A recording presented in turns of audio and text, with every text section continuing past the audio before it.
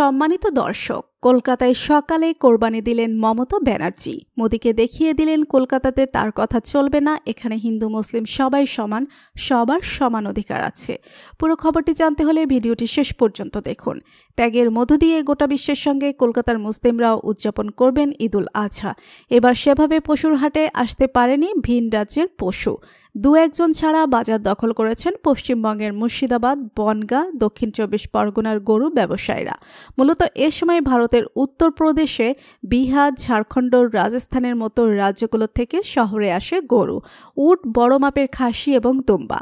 পশ্চিমবঙ্গের দেশীয় পশু পালনকারীদের বাজার রমরমা হওয়ার কথা ছিল, কিন্তু ওই সব রাজ্যে যেসব ওজনের এবং আকৃতির পশু মেলে তা পশ্চিমবঙ্গের আবহাওয়ায় তৈরি হওয়া সম্ভব নয়।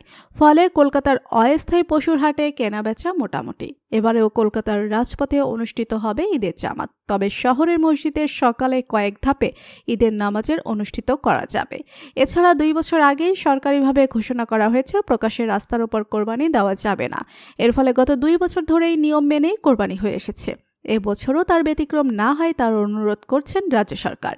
আসন্ন ঈদুল আজহায় মুসলিমদের গরু কোরবানি দিতে নিষেধ করলেন ভারতের প্রধানমন্ত্রী নরেন্দ্র মোদী।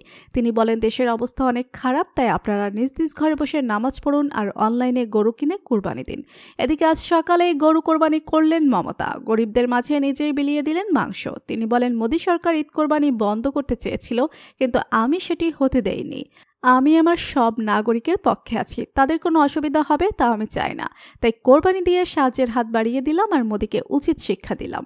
সম্মানিত দর্শক, মমতার এই কোরবানি নিয়ে আপনাদের কি মতামত কমেন্ট করুন। ভিডিওটি আপনি যদি পছন্দ করে থাকেন অবশ্যই লাইক করবেন, শেয়ার করবেন আপনার বন্ধুদের সাথে।